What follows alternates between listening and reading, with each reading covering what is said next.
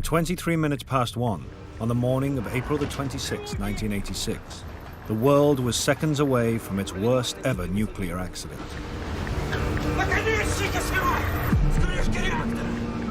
Reactor number 4 at the Chernobyl nuclear power station in the Soviet Union exploded.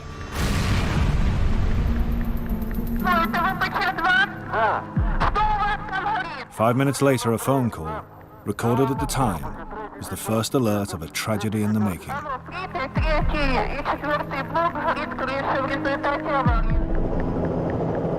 By morning, the physical devastation was revealed, but much worse was to come. The disaster at Chernobyl brought death and disease.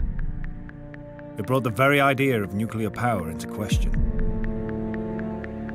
And within the Soviet Union, the trauma of Chernobyl was so great that many see it as the first step in the breakup of the communist regime. This film tells the story, minute by minute, second by second, of the 1-hour countdown to tragedy. It's seen through the eyes of the key actors in the drama, the workers who were accidentally led to their deaths, and the innocent bystanders who looked on.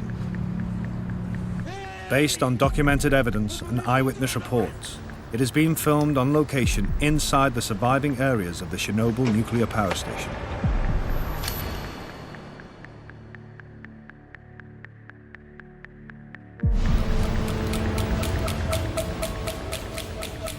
The control room at Chernobyl's reactor number 4. It is here that all the key decisions in the coming hour will be taken. The future of the reactor and the world beyond is in the hands of 3 men. At only 26, Leonid Toptunov is senior control engineer. His job is to control the enormous power in the reactor. 17. Alexander Akimov is the shift foreman, the captain of the ship. Ну что, все выспались? Поужинали нормально?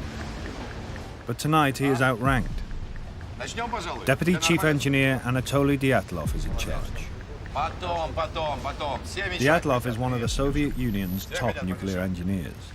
He's also a hard man, operating in a harsh system.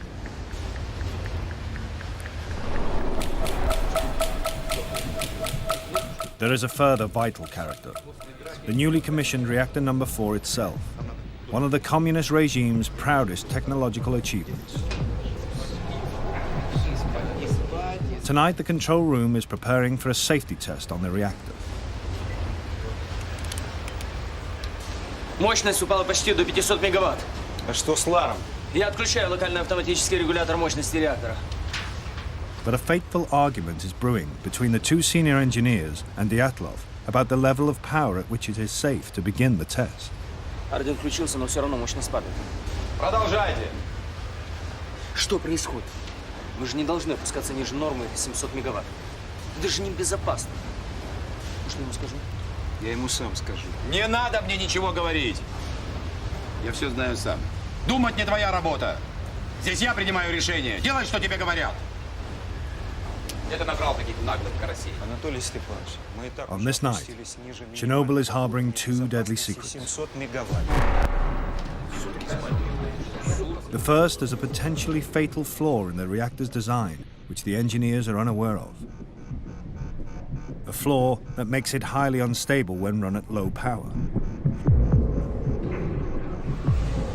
The second secret concerns the man in charge. Anatoly Dyatlov's own history is scarred by the very technology he is seeking to dominate. Tonight, Dyatlov and the reactor will face each other in a battle of strength that will destroy them both.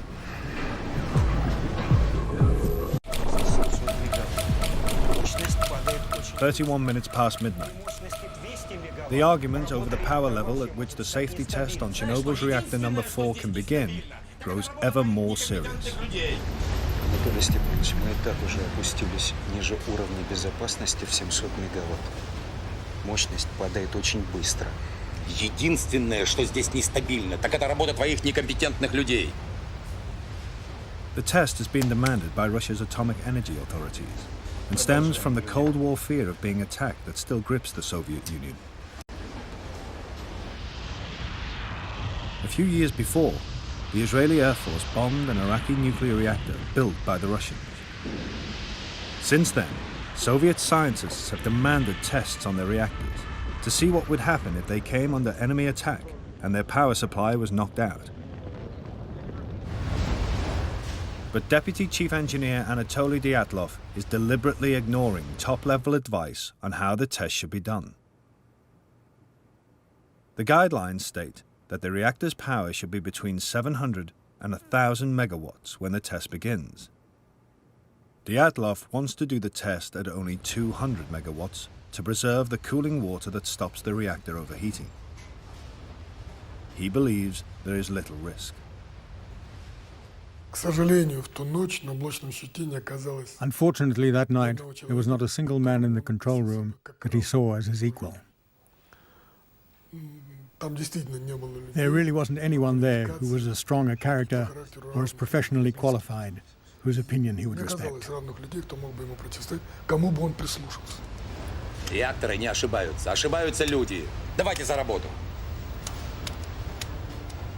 Dyatlov is not in fact an unreasonable man.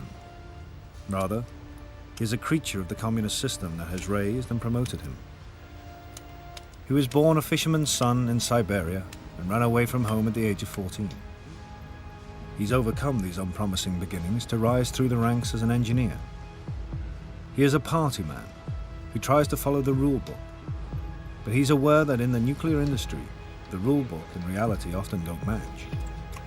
To get things done, shortcuts and improvisation are sometimes the only answer.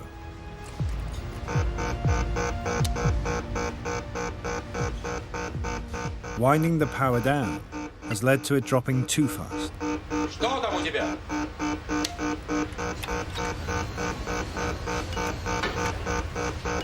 Ну, мощность быстро падает. Ты что натворил, идиот? Что ты наделал? Ты же мощность упустил! У тебя же руки из задницы растут! Да помоги ты ему! Успокойся, успокойся, не суетись. Начинаем все сначала. Успокойся.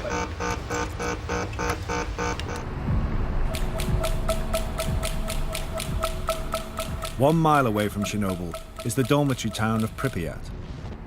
Everyone who lives here works at the power station.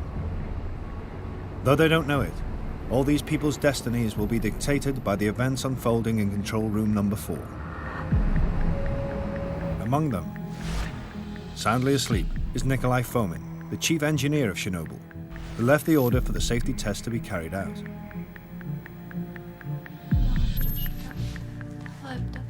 A few hundred yards away, Natasha Yevchenko is being kept awake by her 2-year-old son, Kirill.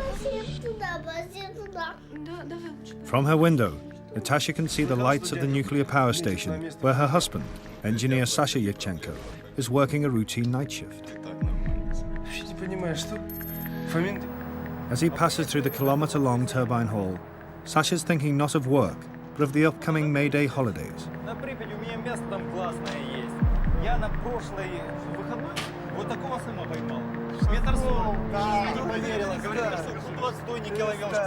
Чем-то этот вечер отличался, знаете, не так, как всегда. There was something about that night, something unusual.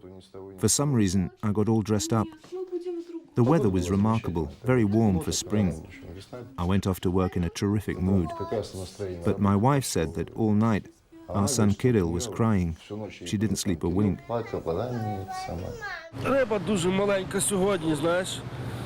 Що дуже маленька. Каже, може, на вихідні... Others are also awake. Among them 2 fishermen. One, a Chernobyl maintenance man, casting for fish, attracted by the power plant's warm wastewaters.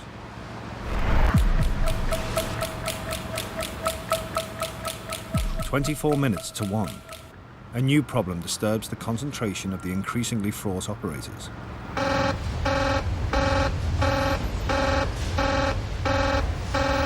Да выключи ты этот вой! Уровень воды в барабан-сепараторах опасно низкий. Давай соберись, это твоя работа.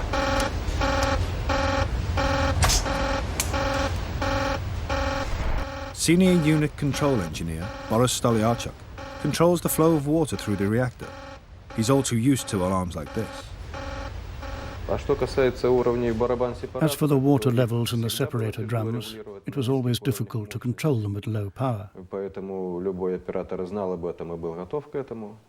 All the operators knew about it, so I didn't feel afraid. Чувств Then- вроде испуга я не испытывал. 22 minutes to 1.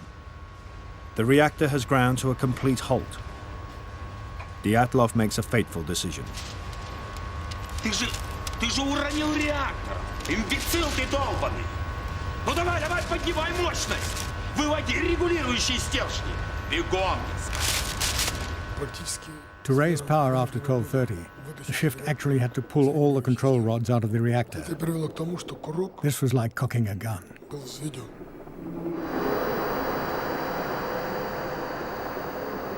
Control rods are the accelerator and the brakes of the nuclear reactor. Below the 50-foot reactor lid are 1,661 uranium-filled fuel rods, which descend into the reactor's core. The splitting of the uranium atoms releases enormous heat from the fuel rods, which turns water into steam. The steam drives the giant turbine, which generates electricity. To control this power, 211 boron control rods are spread throughout the reactor's core. If they're raised, power accelerates. If they're taken out altogether, the engineers lose their ability to apply the brakes. Yet that is exactly what Dyatlov tells his men to do. Выводи регулирующие стержни! Бегом! Извините, Анатолий Степанович, но разве мы не должны остановить реактор? И так положено по инструкции. Это верно, Анатолий Степанович. Это абсолютно верно. Если мы извлечем регулирующие стержни, управлять реактором нам после этого становится почти невозможно. Как же испытания не проводить из-за таких кретинов, как вы? Испытание будет проведено сегодня! А тебе я скажу. Если ты не хочешь или не можешь выполнять приказания, я могу избавить тебя от этой необходимости. Ты меня понял? Да. Пошел вон! Трегуб, прими управление!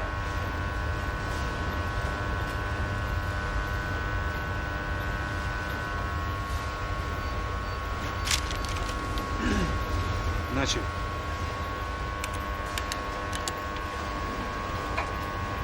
Так, осторожнее.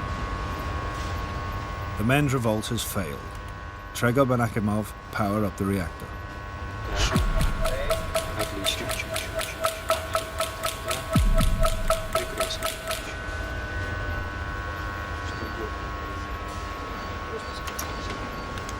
Within 5 minutes, they've got power rising again. Dyatlov has what he wants. Мне удалось поднять мощность реактора до 160 мегаватт. Ладно, передай управление Топтунову. Вперед. Ты не уходи, постой с ним рядом. The control room staff have every reason to fall in line. To be a nuclear engineer is a prestigious and well-paid job. They and their families live in the company town of Pripyat. The shops are well stocked. There's a new school and amusement park. Nobody wanted to lose the job because losing the job would mean losing the flat in Pripyat and going elsewhere to probably some ghastly outpost in Siberia. The fear of getting sacked was a reason why they didn't speak out more effectively when they realized that they were doing something that could be very dangerous. 8 minutes to 1. Another alarm. Уровень воды в барабан-сепараторе опасно низкий. Ну разберись, там не маленький.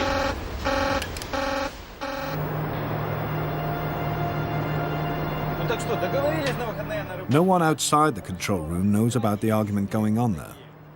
For workers like Sasha Yevchenko, it's just another ordinary night. Да, собственно, дел-то особых и не было. There were no specific assignments for the shift. I'd already done one shift, and we all thought the reactor had been shut down. I thought the test had been done on the earlier shift. Все мы думали, что уже аппарат остановлен. Давай, хорошо. Давай. Outside the plant, the night is still.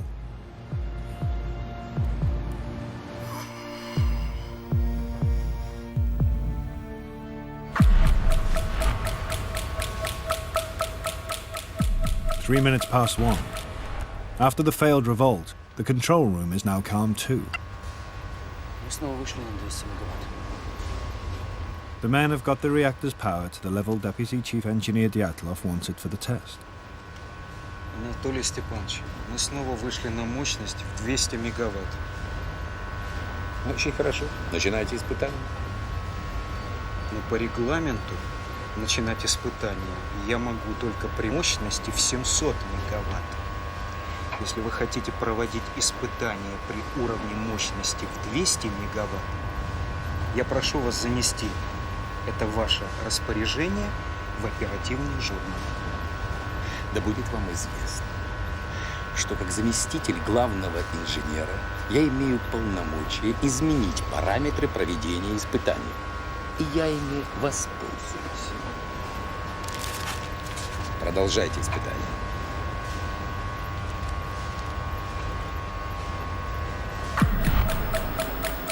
In the pump room, mechanic Valery Kadenchuk is visited by his friend, foreman Valery Perovichenko. Kadenchuk has less than 20 minutes to live. Я думал, ты сегодня не на смене. А я специально пораньше из Киева вернулся. Ну что, продал машину справа? Ну, по крайней мере, с покупателем договорился. Хорошо, поздравляю. Как говорится, прощаю, Москвич-2140, здравствуйте, Жигули. Отлично. Я думаю, что, может быть, еще останется и на джинсы. Да ладно. Ну ладно, будем видеться, пока. Давай, до встречи.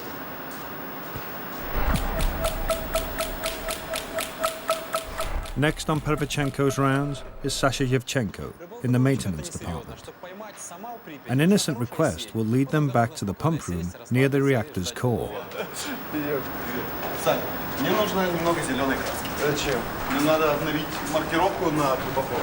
А пойдем, у меня в бутовке еще что-то. Да? Кстати, Саня вот совершенно не разбирается в рыбалке. Кстати, так же, как и ты. На задумке.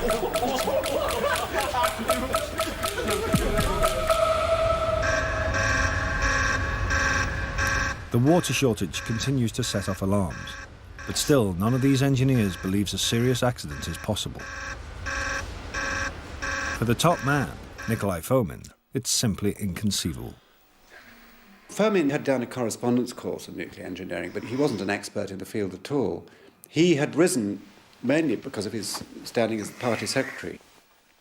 Unlike Dyatlov, who was aware that there were dangers in these reactors, Fomin believed everything he'd read.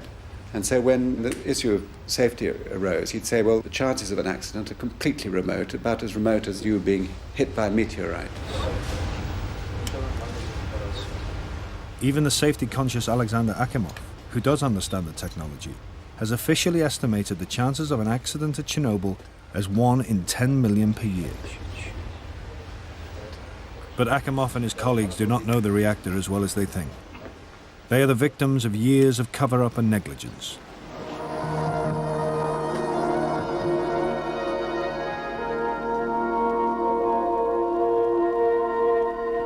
Рабочими буднями стала для нас и одна из республиканских целевых программ «Энергокомплекс».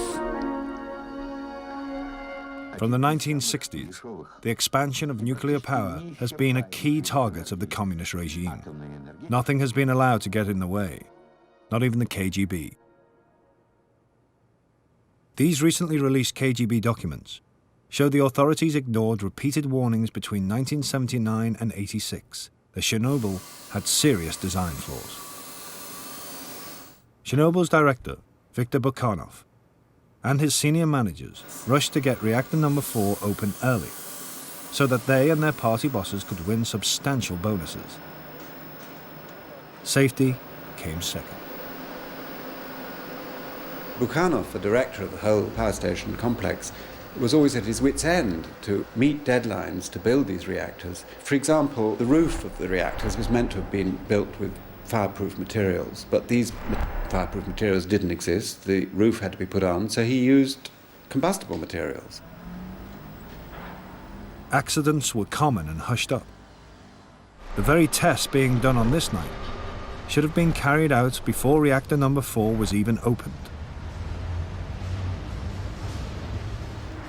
Now, at Chernobyl, all these chickens are coming home to roost. Something deadly serious is happening in the reactor's core, that no one in the control room is aware of. The few boron control rods still in the reactor are only partially inserted at the top, so power is building into a hotspot at the bottom of the core where the sensors don't always detect it. The reactor is now an invisible ticking time bomb.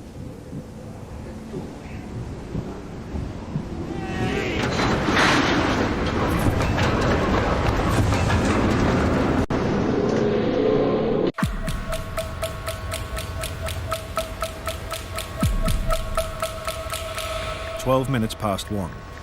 The growing pressure inside Chernobyl's reactor number 4 is matched by the pressure within the man controlling the night's events, Deputy Chief Engineer Anatoly Dyatlov. Dyatlov remains determined to push through the safety test, despite the opposition in the control room. Соберись. One reason may be power station politics.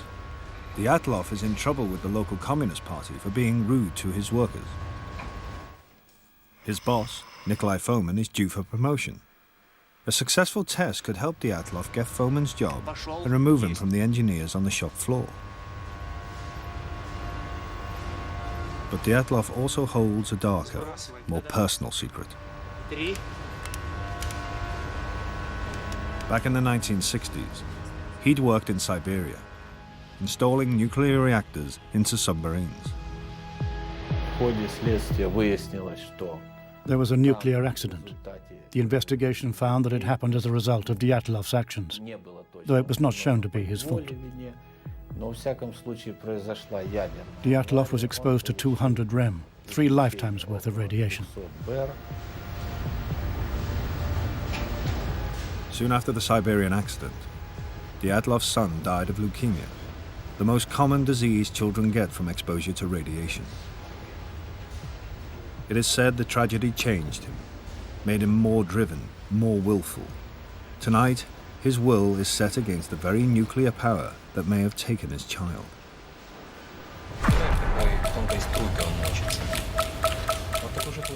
1:17 a.m. Less than 6 minutes to the start of the safety test. Dyatlov is confident. На 200 мегаваттах расход воды небольшой. Мы сможем повторить испытания, если что. Но до сих пор таких испытаний не проводили. Мы проведем.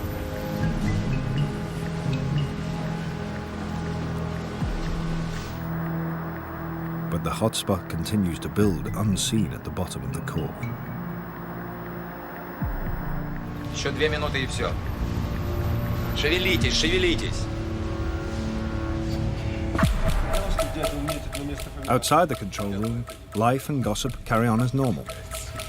Вообще не понимаю, что Фомин делает на атомной электростанции. Он же обычно работал на обыкновенных электростанциях. А, тогда ясно, почему он сказал, что управлять реактором так же просто, как электросамоваром. Ты комара когда-нибудь видел? Ну. Тогда представляешь, какой тонкой струйкой он мочится. Вот такой же толщины должна быть та ниточка, по которой нужно ходить, чтобы преуспеть в партии. Ты думаешь, это у тебя получилось бы? Тогда, наверное, надо оставить эти разговоры. А то сибирские комары загрызут.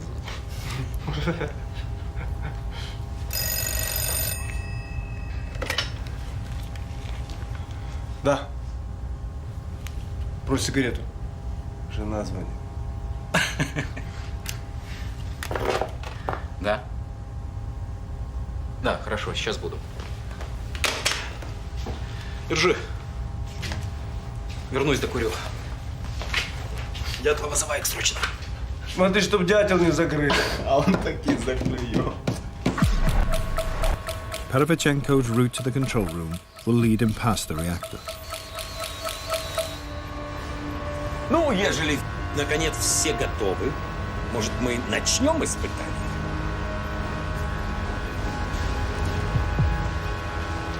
Запишите все параметры испытания турбогенератора.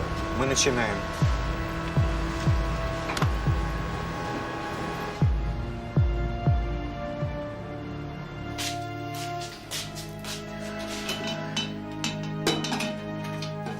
Нет, Саш, ты не прав. Тишка, это прекрасно. Смотри. Может, для тебя прекрасно, а для меня пока рано. Я пока об этом не думаю. Зря. А мы вот думаем. Второго уж думаем.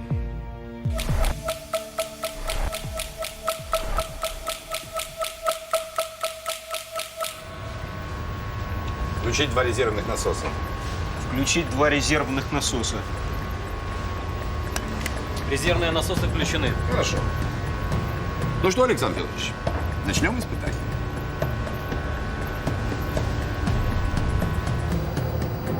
The test will shut off the power to the massive turbine and let it coast. Backup diesel generators will take over. But there's a 40-second gap before they kick in. Question is how effectively the slowing turbine will keep the water pumps going until the diesel generators take over. Without that water, the reactor could boil dry like an immense kettle. But to Dyatlov, who continues to have no idea of the hotspot that has already built up, the risk remains purely theoretical. The power to the turbine is turned off.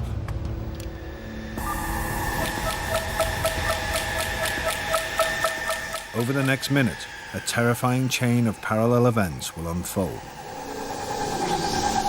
As the turbine winds down, the pumps push less water through the reactor's core. More and more steam is generated from less and less water.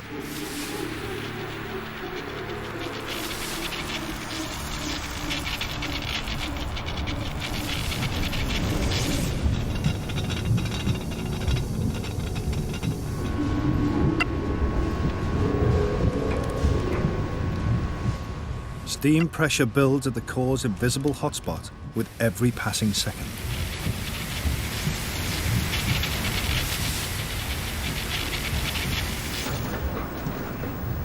As the steam pressure rises, it spreads to the pump room.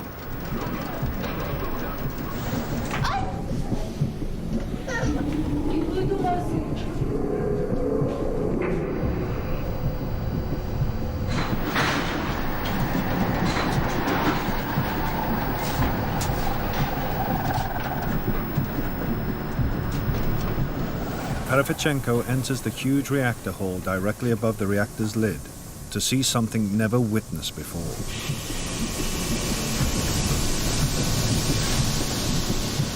Steam pressure inside the core is lifting the 350 kilo caps to the fuel rods out of their sockets.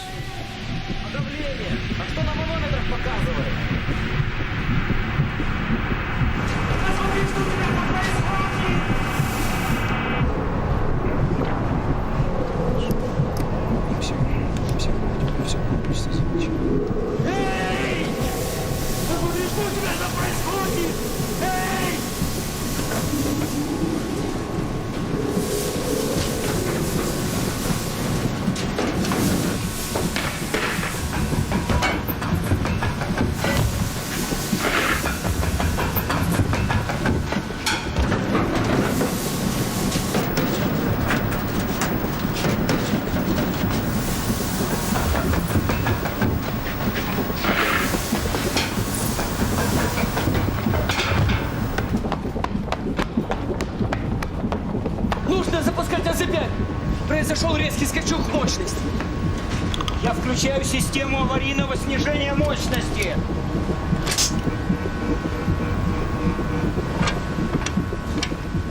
Pressing the emergency AZ5 button automatically lowers the bore and control rods to reduce power, but it has an unforeseen and fatal effect.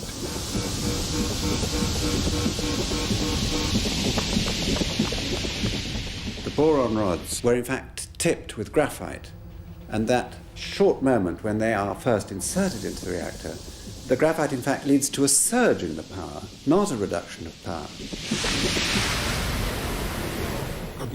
From when the AZ5 button was pushed until the explosion, the power increased hundreds of times.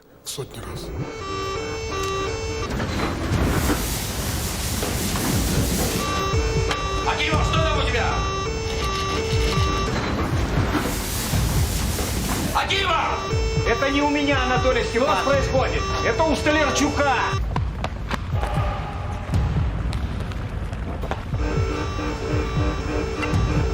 Реактивность удваивается каждую секунду. Это невозможно. Уровень мощности превысил 530 мегаватт. Наконечники срывает с крышки реактора! Ребята! Ребята! Люди! Котик дома. Котик. Интересно. А кто играет? The disaster is now seconds away.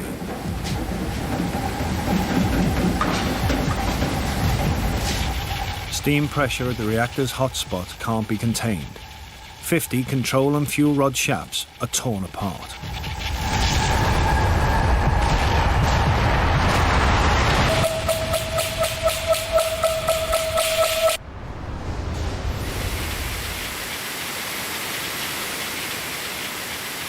Power rockets, turning the whole reactor into a volcanic steam pressure cooker.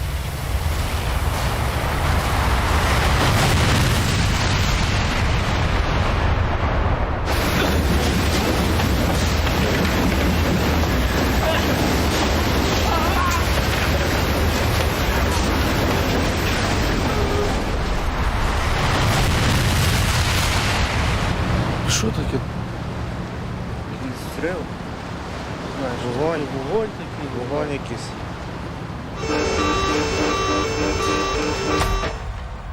Куда делся свет? Нет, что случилось? Пропало питание! Это что? Это у тебя там опять? Что происходит? Посмотри немедленно! Сбегай к Столярчуку! Куда энергия девалась? Что случилось? Никто не знает. Почему света? Скорее, скорее, скорее, посмотрите все. Посмотрите на пульт. Что показывают датчики? After the first explosion, I thought the problem was a hydraulic blast in the deaerators. I wanted to try to switch the setting to compensate, but then the second explosion happened. Seconds after the first blast, we heard the second, a massive explosion. I didn't know what it was. We only felt the blast wave. It smashed my door.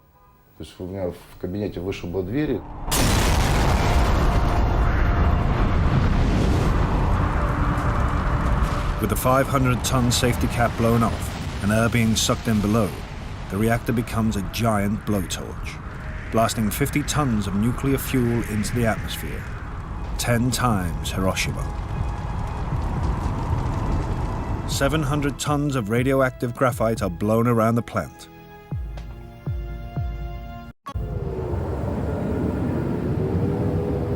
Clouds of dust are sucked into the control room, accompanied by a strange smell. Gases released from the core leave a metallic taste, like ozone after a thunderstorm. It is in fact the stench of death.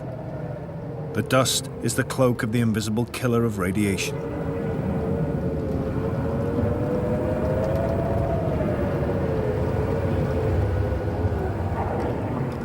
The control room operators are far enough away from the reactor's core to survive the explosion, but some will wish they had not. Many will face days, weeks, even years of agony as radiation burns them to death from the inside.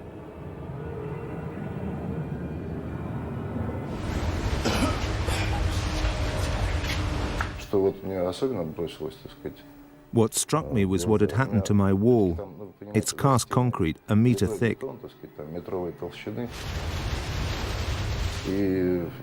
I saw it in the corner of my room, bending as if it was made of rubber, like this.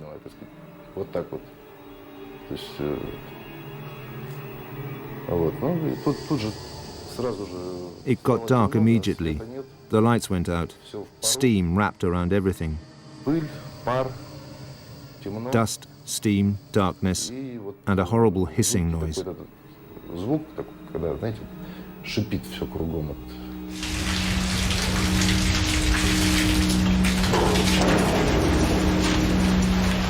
Что это?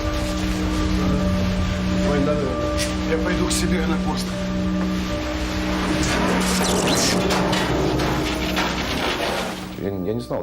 I thought it could be an earthquake or maybe war. The reactor was the last thing on my mind.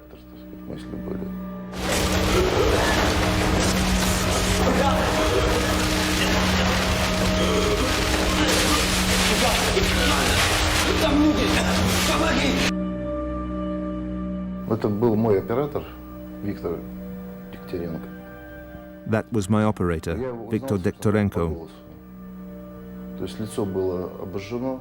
I only recognized him by his voice. His face was burnt, all covered in blood. То есть одежда была уже не белая, а, можно сказать, черная. Вот. Victor was still in shock. Он еще в шоке был, но тем не менее. He said to me that he had been near the pumps together with Rusanovsky, the second pump operator, and that he stayed there, and I should help them. Чтобы я ему помог.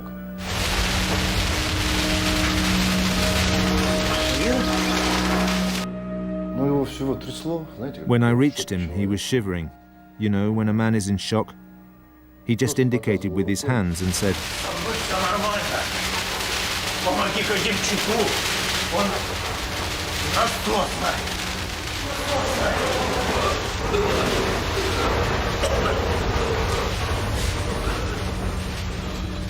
А там что? Там руины. But what did I find? Ruins, that's all I saw. То есть понятно, что если он был If he had been there, he would have been buried under the pillars. Ну, под обломками.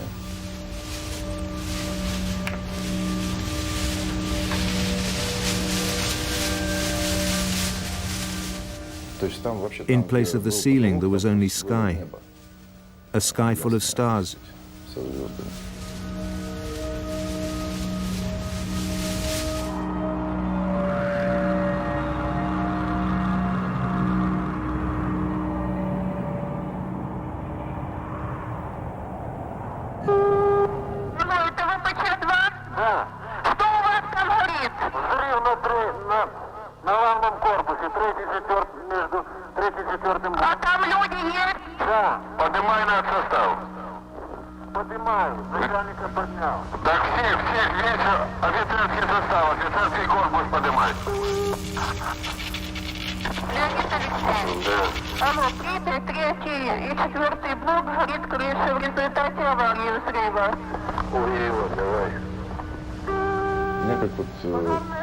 At 3 a.m. I was vomiting violently. It was the first sign of radiation sickness. At 6 o'clock I couldn't even get to the first aid post by myself. They helped me there, put me in an ambulance, and took me to the medical station.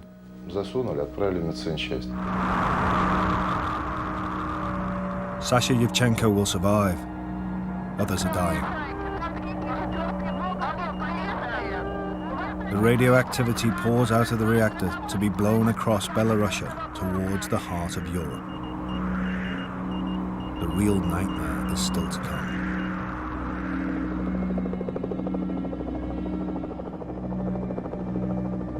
By the morning of April the 26th, the KGB was filming the devastated scene of the worst nuclear accident in history. Whoever shot this declassified KGB footage absorbed a massive dose of radiation. The next day, the people of Pripyat were officially told the worst.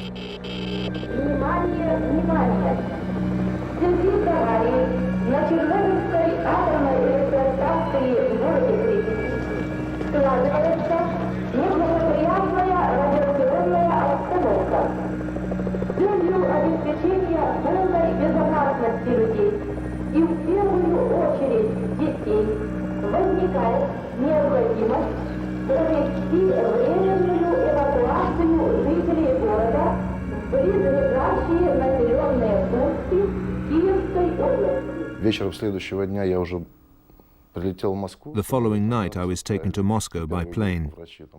Doctors selected the first group. Only 5 people survived from those who were on board. Then my family was evacuated with the entire city. Через 3 дня, что ли, на третий день.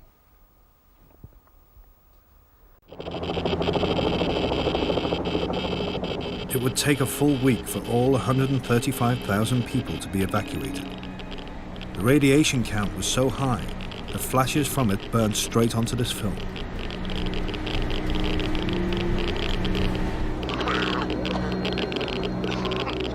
A 30-kilometer zone of exclusion was declared. A zone frozen in time like a modern Pompeii.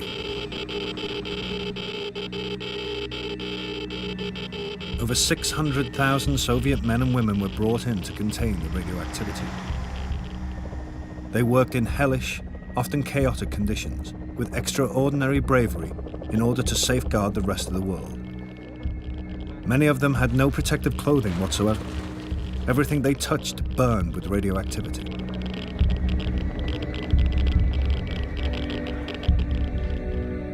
The poisonous cloud spread beyond borders, across much of the northern hemisphere. Washed into the earth by the rain, the radioactive dust lives on in plants, animals, and human beings.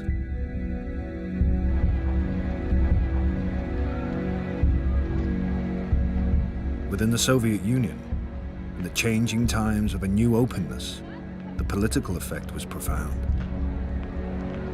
Все вы знаете, недавно нас постигла беда. Авария на Чернобыльской атомной электростанции. I think in both a symbolic and a very real way, Chernobyl was the beginning of the end for the Soviet Union. I think in a symbolic way, the sort of meltdown, the explosion, was caused by all the inherent contradictions in the Soviet system, and therefore it's a very good paradigm, if you like, a symbol of what was to happen. I think Chernobyl should always be remembered as an instance of the hubris of the human race, thinking that science can solve everything, and that was the hubris of the Soviet Union too. That really we must be more patient and more aware of human frailty, and that humans aren't machines that can work as precisely as we would hope. Mistrust of the authorities was one of the byproducts of the Chernobyl disaster. Conspiracy theories of KGB plots, Russian experiments on Ukrainians, and even alien intervention by flying saucers are among over 100 existing theories of why Chernobyl happened. The truth was more simple, and Chernobyl was not the only casualty. После Чернобыля постоянно.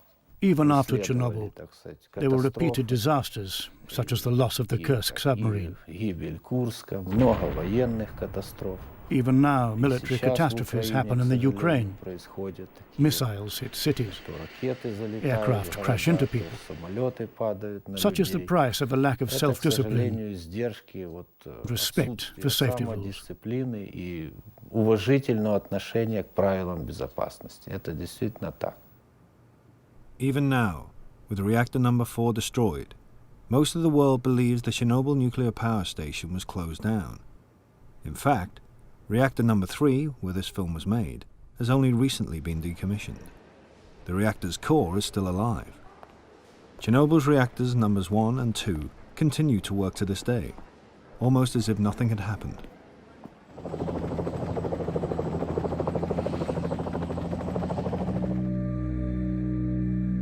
Chernobyl's death toll, though horrifying, has turned out to be smaller than many first feared.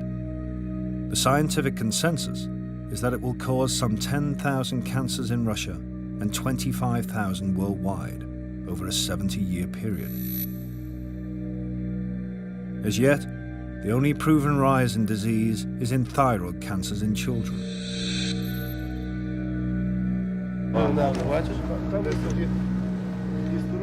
It is in individual human lives that the cost is most visible.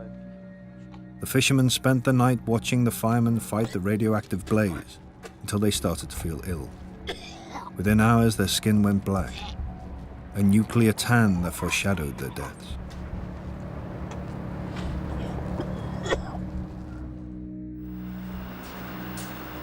"30 workers, including fire crew on the site, died from acute radiation poisoning.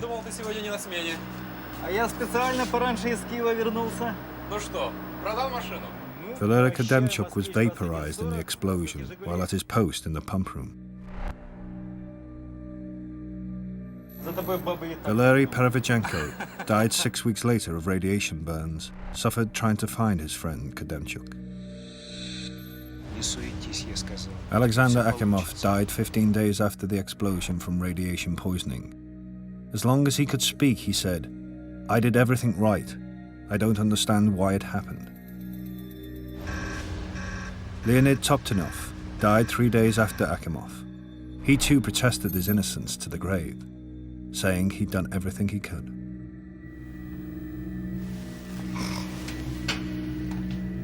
The chief engineer of Chernobyl, Nikolai Fomin, was sentenced to 10 years hard labor, but was soon released due to a mental breakdown. He's now said to drift in and out of lucidity. Miraculously, Sasha Yevchenko survived, as did his wife Natasha and their son Kirill. But that night lives on in his memory and in his body. I had 15 skin graft operations in the first year. The burns didn't show themselves at once. They appeared after I got to the hospital in Moscow. They ripened. When I was in the recovery unit, my skin was all black. When they pulled back the sheets, my skin peeled off like Xerox powder.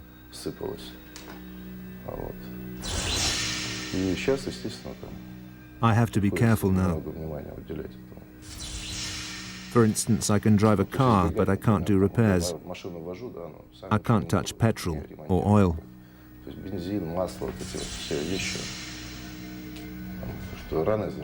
The wounds won't heal. The blood won't congeal properly. There are other things, but you get used to them. You just live with it. You have to.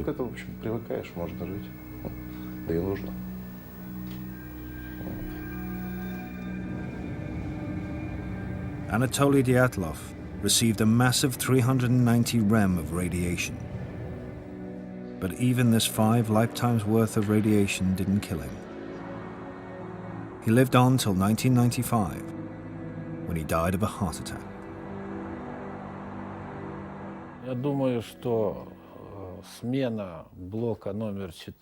believe that the team on duty that night in Reactor 4, led by shift foreman Alexander Akimov, was probably the best and most competent. I also believe that any shift, no matter who they were, under the leadership of Anatoly Dyatlov, in all the hysteria that surrounded the experiment, would have led to an explosion.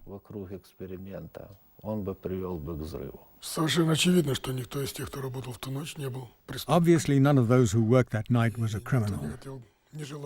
Nobody wanted to harm their relatives, themselves, or their friends. But here was a situation where the whole team did not objectively assess the situation and call off the test that in the end led to the death of people, to the destruction of the plant, and to consequences that are now known to us. I'm absolutely sure that Dyatlov did not want that either. Dyatlov served 4 years of his 10-year sentence, and in a remarkable interview given shortly before he died, he argued that in the battle between himself and the reactor, only one side could be blamed.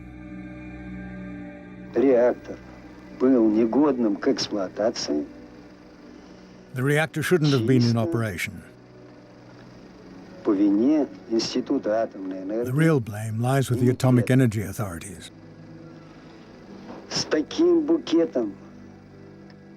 Not having the correct documentation when and where it was needed made the explosion of the reactor inevitable. The reactor marched straight to its doom.